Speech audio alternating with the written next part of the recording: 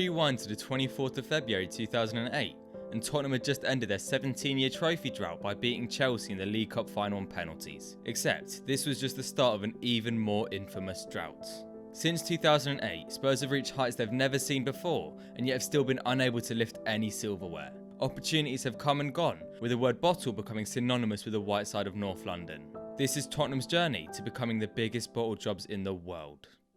Despite seeing success in 2008, Spurs would see an 11th place finish come the end of the season, with manager Juan de Ramos being sacked at the start of the next campaign, following another disappointing start. Harry Redknapp would then take over, guiding them to 8th in the league and back to the League Cup final, this time losing 4-1 to Man United on pens. Despite this disappointment, Redknapp continued to develop the side, with players like Gareth Bale and Luka Modric starring over the next few years, which would see them qualify for the Champions League for the first time since 1961. However, with this improvement in the league, came bottling in the cup competitions. Two semi-final losses in the FA Cup would be embarrassing for supporters, especially the latter of the two, as London rivals Chelsea battered them 5-1 while on their way to their side's 5th trophy in the 4 years since Spurs last saw glory. Not only this, but the 11-12 campaign saw a group stage exit from the Europa League, partnered with Spurs missing out in the Champions League due to Chelsea winning it, thus ending Harry Redknapp's spell at the club.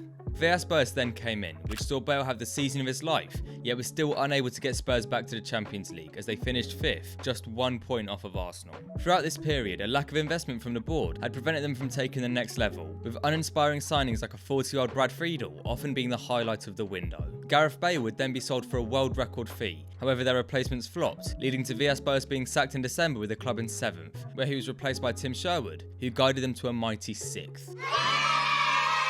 They were knocked out of Europe by Benfica, as well as in domestic cup competitions by London rivals Arsenal and West Ham, before on the 27th of May 2014, Mauricio Pochettino came in, starting a new era at the club. 2 games into the season and they topped the league, before winning just 1 of their next 7. They were then set to lose their 3rd straight game in a row, before a 21-year-old Harry Kane came on to score a 90th minute winner against Aston Villa, becoming an ever-present in the side from then on. Poch brought in high-intensity, exciting football, with the club looking destined to break their trophy drought after they qualified for the League Cup final. They then lost 2-0 to Chelsea. Having finished in 5th, going into the 15-16 season, Ali, Son and Alderweireld were all brought in, where after a slow start to the season they hit their stride 5 matches in, looking like favourites for the title by New Year, with other big sides failing. Cue a 1-0 loss to Leicester on the 13th of January. Nonetheless, they got back into form, losing just 1 out of their next 15 as they put pressure on Leicester in a 2-horse race for the title, with just 4 games left of the season. Then they pulled a Spurs. Draws against West Brom and Chelsea were followed up by losses to Southampton in a 5-1 battering against Newcastle on the final day, where they somehow finished 3rd in a 2-horse race. This season was a prime example of Tottenham under Poch, being good enough to win, but having a loser's mentality, which cost them when it mattered most. In the next season, they would improve even further,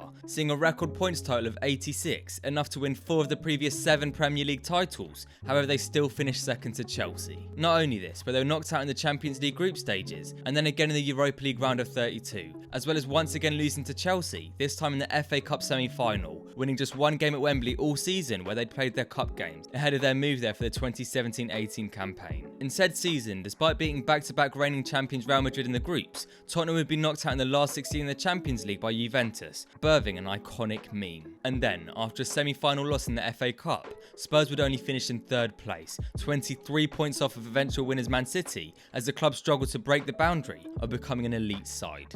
Over the summer, Spurs became the first side in Premier League history to not sign a single player, where for the 2nd season on the bounce Spurs' league position dropped, this time finishing 4th, as well as being knocked out of the FA Cup in the 4th round, and then you guessed it, another semi-final loss to Chelsea, this time in the League Cup. Sorry to cut in here, but please subscribe if you're new. I know a lot of you watching aren't actually subscribed, so please just hit the red button. I'll even give you a few seconds to do it right now.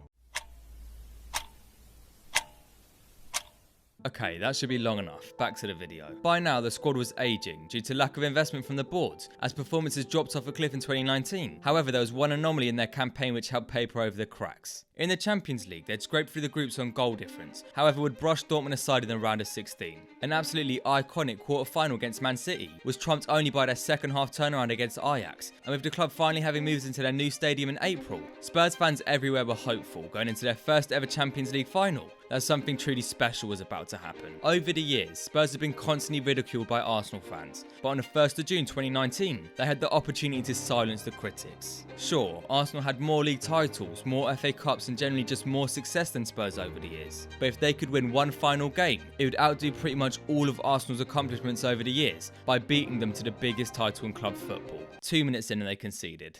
After a 2-0 loss in the final, it was clear to see that this squad had reached its upper limit, and so finally, Pochettino was given new signings, which helped guide them all the way up to, 14th by mid-November. Yikes. Poor form in the Prem, a 7-2 loss to Bayern in the Champions League, and being knocked out of the League Cup to Colchester were enough for Pochettino to be sacked, and then replaced by Jose Mourinho.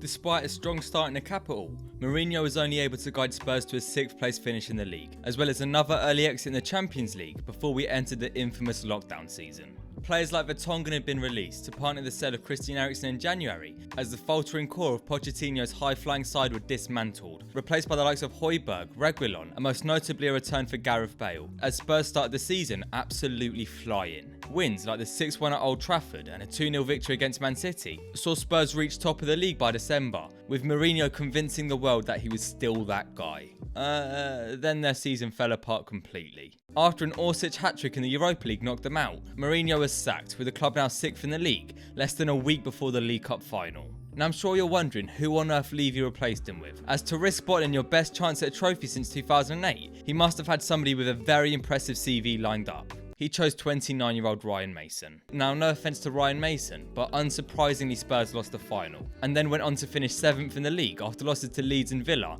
with the team getting worse for the 4th year in a row. By this stage, repeated failure had taken its toll on Harry Kane, who tried to force through a move to Man City, with the number of years left for him at the top level decreasing as each season went by. In the end, Levy pretty much blocked the move, but with Nuno becoming the 3rd manager sacked by Levy in just 2 years by November, keeping their star man hadn't helped them at all. Levy's shrewd negotiation skills may have given them a new stadium and a training ground, but it also led to them missing out on success on the pitch yet again, as they found themselves being a mid-table club once more. Of course, that was until Italian Serie A winner Antonio Conte joined the club. Hopes were high among Spurs fans after a Conference League win in his first game saw them favourites for the tournament. They then followed this up by losing their next game and then forfeiting the final fixture due to COVID issues, finishing in 3rd place and being kicked out of the tournament. Nonetheless, they'd made the League Cup semi-finals against the Chelsea side struggling for form, where surely they'd find themselves back with a shot at glory.